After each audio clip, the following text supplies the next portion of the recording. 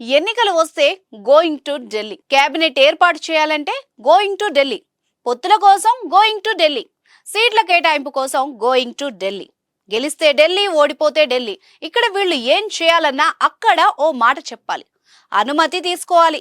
ప్రస్తుతం ఆంధ్ర తెలంగాణ నేతలే కాదు, ముఖ్యమంత్రులు ప్రయాణం కూడా అలాగే ఉంది. Present Telangana CM Revanth Reddy, deputy CM బట్టి విక్రమార్క హస్తినలోనే ఉన్నారు. రేపో మాపో మాజీ సీఎం కేసీఆర్ కూడా going to Delhi. AP CM Jagan మొన్ననే వెళ్లి వచ్చారనుకోండి. జనసేన చీఫ్ పవన్ కళ్యాణ్ పయనమయ్యారు.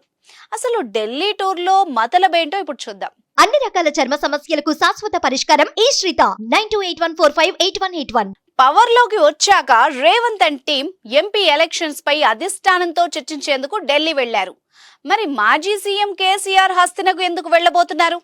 అసెంబ్లీ సమావేశాలకు కూడా రాని కేసీఆర్ ఉన్నట్టుండి ఢిల్లీకి వెళ్లబోతోంది ఎందుకు అనే పాయింట్ హాట్ టాపిక్ అయింది. అసలే ఓ పక్క బీజేపీ బీఆర్ఎస్ పొత్తులు పెట్టుకోబోతున్నాయనే పుకార్లు షికార్లు చేస్తుంటే ఇప్పుడు వాటిని నిజం చేసేలా ఢిల్లీ టూర్ ఏంటి బాస్ అనే అనుమానం గులాబీ నేతలకు కూడా కలుగుతోందట. మరోపక్క బీజేపీ లీడర్ కిషన్ రెడ్డి సైతం బీఆర్ఎస్ తో పొత్తు లేదని క్లారిటీ కూడా ఇచ్చారు. ఇప్పుడు మరి కేసీఆర్ ఢిల్లీ టూర్ ఎందుకు అన్నది అంతుపట్టడం లేదు.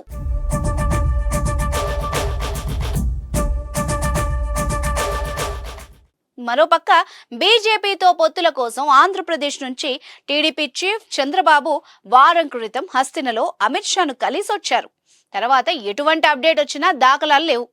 ఇప్పుడేమో జనసేనాని ఢిల్లీకి ఫ్లైట్ ఎక్కబోతున్నారు. పవన్ కళ్యాణ్ పార్టీ బీజేపీతో పొత్తులో ఉన్న విషయం తెలిసిందే. ఈ క్రమంలో టీడీపీ జనసేన కూటమితో పొత్తుపై అడగడానికి వెళ్తున్నారా, సీట్ల కేటాయింపుపై చర్చించేందుకు వెళ్తున్నారా, తదితర మొత్తం ఏపీ రాజకీయాలపై తన అభిప్రాయాన్ని పంచుకునేందుకు వెళ్తున్నారేమో తెలియడం లేదు. మొత్తానికి ఢిల్లీ టూర్ తర్వాత జనసేన అభ్యర్థుల లిస్ట్ ప్రకటిస్తారన్న టాక్ అయితే ప్రచారంలో ఉంది. మొత్తానికి ఢిల్లీ చుట్టూ తెలుగు రాజకీయాలు చక్కర్లు కొడుతున్నాయి. మరి చూద్దాం, తెలంగాణలో ఎంపీ ఎన్నికలు, ఆంధ్రలో సార్వత్రిక ఎన్నికల నాటికి ఎటువంటి పరిణామాలు జరుగుతాయో చూడాలి.